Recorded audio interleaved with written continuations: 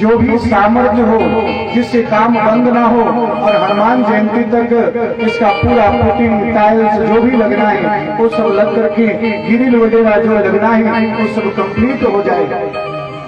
तो इतना आवाहन मैं जरूर करूंगा, आप अपनी सामर्थ्य से ज्यादा 1 रुपये मत देना, लेकिन अपनी सामर्थ्य के अनुसार इसमें सहयोग जरूर करिए। बोलो जय श्री राम। जिससे हनुमान सब लोग एक संकल्प लीजिए कि हमारा एक दायित्व है।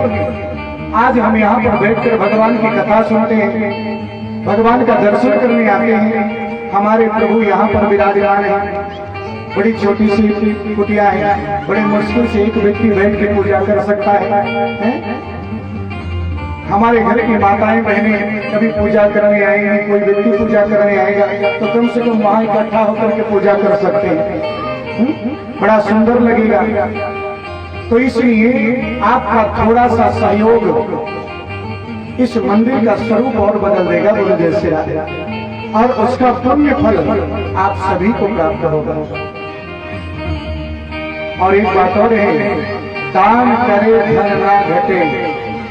दान करने से धन कभी घटता नहीं। कुछ लोग सोचते होंगे दान कर देंगे तो इतना पैसा कम हो जाएगा।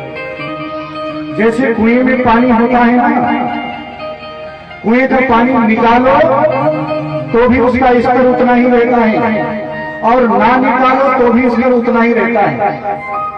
लेकिन निकालोगे तो बदबू नहीं आएगी उस कुएं के पानी में, और नहीं निकालोगे तो दुर्गंध आने लगेगी। बोलो जय श्री राम। तो हमारा ये विशेष आग्रह है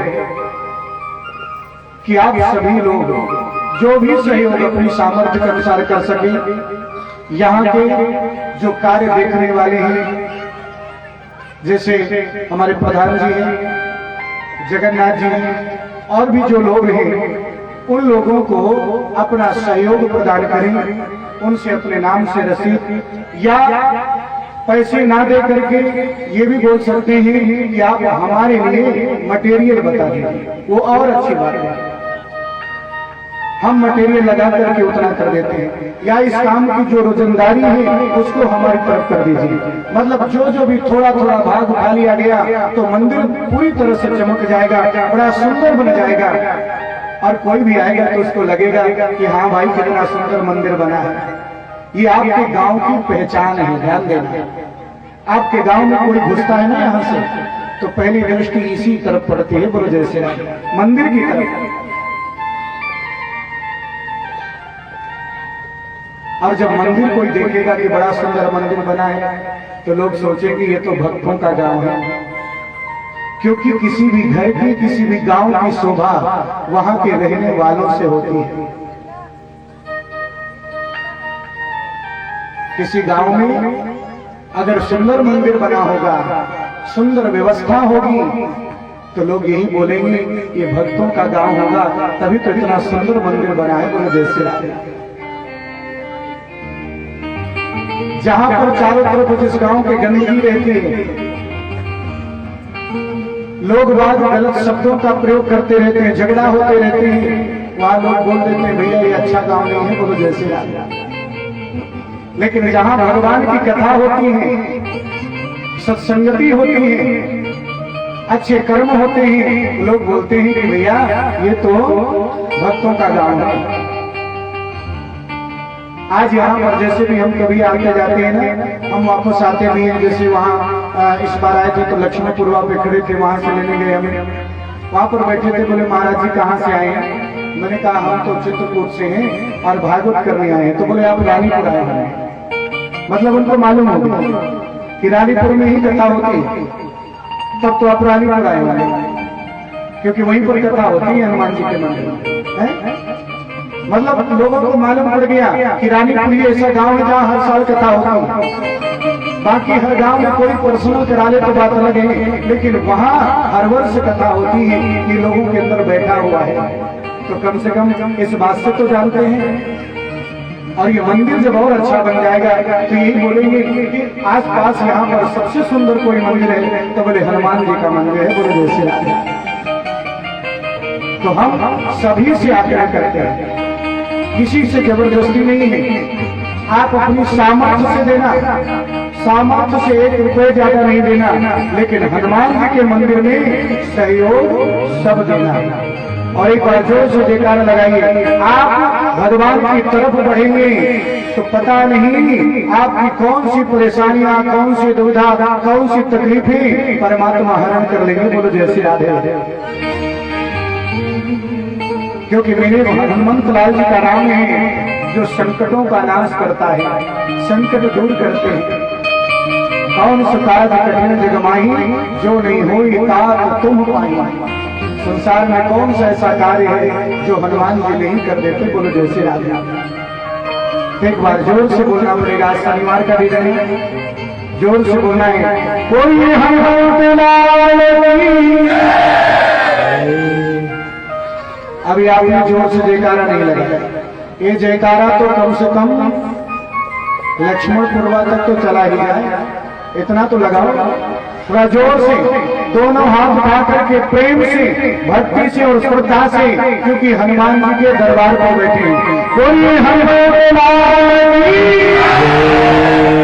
ऐसा जयकारा लगना चाहिए। ये हनुमान जी का स्थान है। भगवान ने हमें आवाज दिया है तो आवाज रूपी शक्ति हमारी हमेशा बुलंद रहे, इसके लिए हमें जोर से जयकारा भी लगाना चाहिए। और हाँ,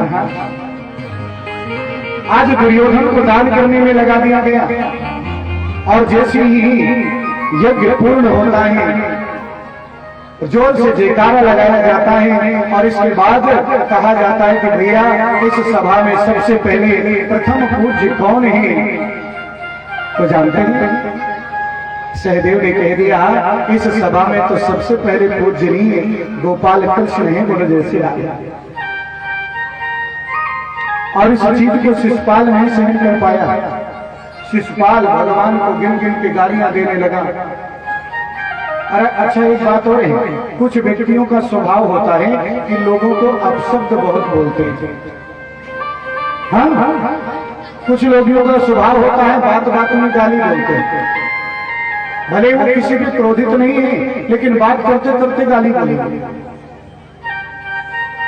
और जो जैसे शब्द बोलता है उसको परिणाम भी उसको मिलता है वैसा। एक बात ध्यान दीजिए, जैसे किसी घड़े में पानी होता है शीतल, जो किसी की प्यास बुझाता है, प्यासा व्यक्ति आ जाए उसके प्यास बुझाता है, अगर उसमें शीतल जले, अच्छा जले। और कोई घड़ा ऐसा होता है जिसमें गंदी चीज भरी होती है, कोई प्यासा आ जाए तो उस घड़े की तरफ देखता है लेकिन फिर से वापस चला जाता है।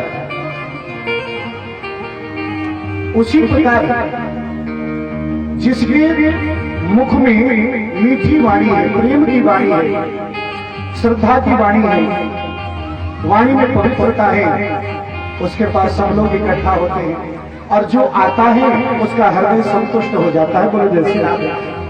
और कुछ लोग दुनिया में ऐसे होते हैं जी कि जिनके पास जाओ तो मन करता है दोबारा इसके पास मत बैठो। बोलो जय श्री राधे। ऐसी भी होती है। अच्छा पानी अच्छे घड़े में होगा, और बुरा जो गंदा पानी है वो गंदे घड़े में होगा।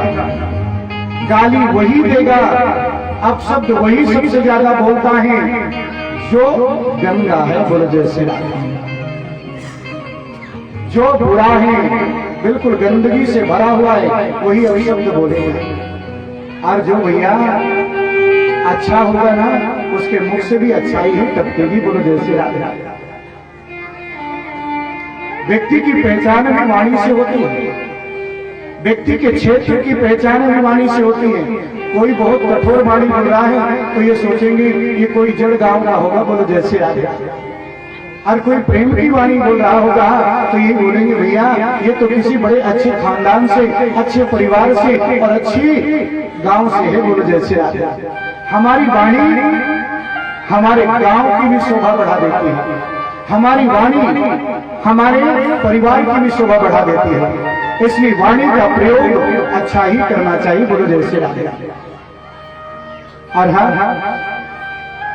आज मानो